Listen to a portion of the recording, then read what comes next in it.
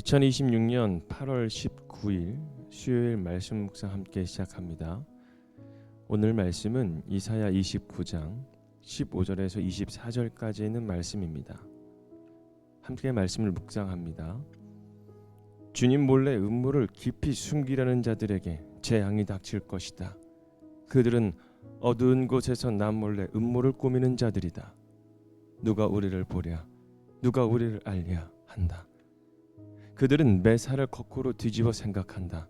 진흙으로 옹기를 만드는 사람과 옹기장이가 주무르는 진흙을 어찌 같이 생각할 수 있느냐.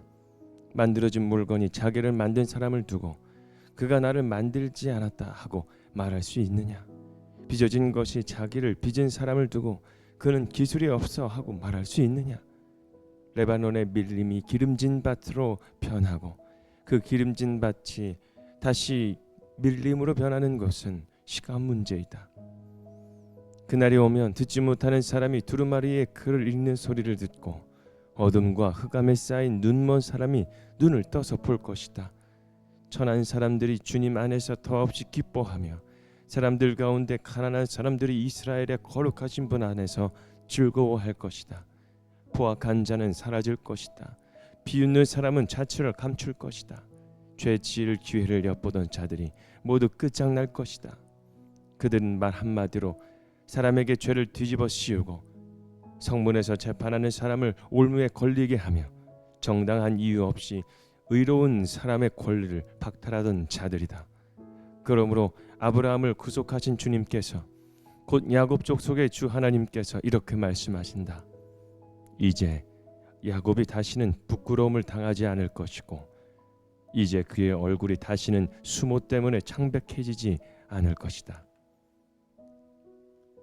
야곱이 자기의 자손 곧 그들 가운데서 내가 친히 만들어준 그 자손을 볼 때 그들은 내 이름을 거룩하게 할 것이다.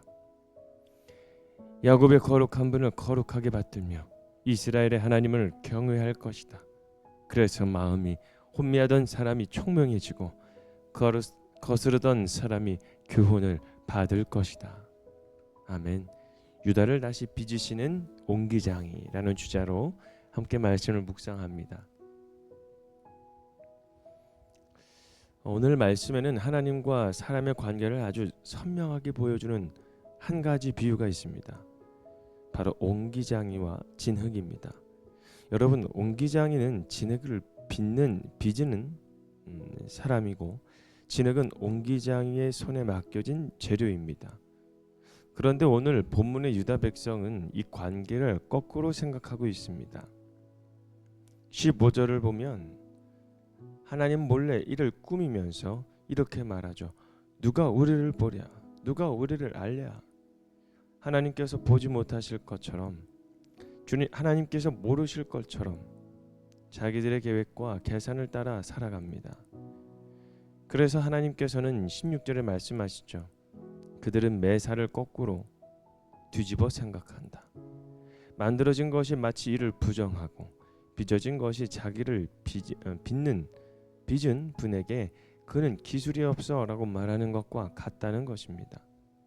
이 말씀을 보면 우리 자신에게 한 가지 질문을 던져봅니다. 나는 정말 하나님을 나의 옹기장이로 인정하며 살아가고 있는가? 아니면 내가 내 인생의 옹기장이가 되어 살아가고 있는가? 여러분, 오늘 본문은 하나님께서 우리를 어떻게 다시 빚으시는지를 우리에게 보여주고 있는데, 먼저 하나님은 우리의 계획을 내려놓게 하십니다. 15절과 16절의 사람들은 자기들의 계획이 아주 치밀하게 세웠죠. 사람의 눈을 피할 수 있었고 상황을 계산할 수도 있었습니다. 그러나 그 계획 안에는 하나님이 없었습니다.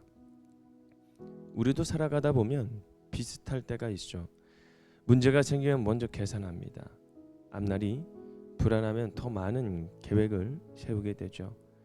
내 경험과 판단으로 해결하려고 합니다. 물론 계획하는 것 자체가 잘못은 아닙니다. 문제는 하나님을 계획 안에 모시는 것이 아니라 이미 세워놓은 내 계획에 하나님이 따라와 주시기를 바라는 것이죠. 그러나 성경은 분명히 말씀합니다. 나는 옹기장이가 아니라 진흙이라고요. 내 인생의 설계자는 내가 아니라 바로 하나님이십니다. 그러므로 믿음은 하나님 제가 이렇게 결정했으니 도와주십시오라고 말하는 것이 아니라 하나님 저는 이렇게 생각하지만 주님의 뜻이 무엇인지 먼저 듣는 귀를 열어주십시오. 여러분 이런 고백 가운데에 우리가 하나님 앞에 나아가는 것입니다. 그래서 하나님은 우리의 눈과 귀를 다시 열어주십니다. 18절의 말씀을 보면 놀라운 회복이 시작이 되죠. 그날이 오면 듣지 못하는 사람이 두루마리의 귀를 읽는 소리를 듣고 어둠과 흑암에 쌓인 눈먼 사람이 눈을 떠서 볼 것이다. 앞부분의 유다 백성은 하나님의 말씀을 들어도 듣지 못했습니다. 하나님의 역사를 보면서도 깨닫지 못했습니다. 그러나 하나님께서 다시 빚으실 때에 가장 먼저 일어나는 변화는 우리의 눈과 귀가 열리는 것이죠. 환경이 바뀌어지는 것이 아닙니다. 상황이 바뀌어지는 것이 아닙니다. 바로 내 귀와 내 눈이 열리는 것이죠. 하나님께서는 상황을 바꾸시는 것보다 먼저 그 상황을 바라볼 수 있는 우리의 눈을 바꾸실 때가 있는 것입니다. 전에는 실패로만 보였던 일이 하나님의 훈련으로 보이게 되고요. 전에는 막힌 길로만 보였던 그 길이 새로운 길을 준비하시는 과정으로 보이고요. 전에는 원망스럽기만 했던 시간이 하나님을 더 깊이 만날 수 있는 시간이 되기도 합니다. 하나님의 회복은 단순히 형편이 좋아지는 것이 아니라 보지 못하던 것을 보게 되고 듣지 못하던 말씀을 듣게 되고 그것이 하나님께서 우리를 다시 빚으시는 은혜라는 것을 깨닫게 되는 것입니다. 그래서 하나님은 무너진 사람을 다시 일으켜 기쁨을 주시는 것이죠. 19절에는 말씀을 보면 천한 사람들이 주님 안에서 더없이 기뻐하며 사람들 가운데 가난한 사람들이 이스라엘의 거룩하신 분 안에서 즐거워할 것이다. 아멘. 여러분 그리고 22절에 있는 말씀을 한번 더 같이 읽어볼까요? 야곱이 다시는 부끄러움을 당하지 않을 것이랍니다. 23절과 24절의 마음이 혼미하던 사람이 총명해지고요. 거스르던 사람이 교훈을 받게 될 것이라고 말씀합니다. 여러분 이것이 바로 옹기장이 되시는 하나님의 목적입니다. 하나님은 우리를 깨뜨리시는 것으로 끝내지 않고요. 다시 빚으시기 위해 만지십니다. 회복시키시기 위해 낮추십니다.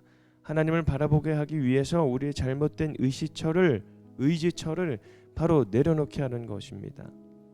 레바논의 숲이 기름진 밭으로 바뀌는 것처럼 사람의 눈에는 불가능해 보이던 변화도 하나님께서는요 사실은 시간 문제이죠.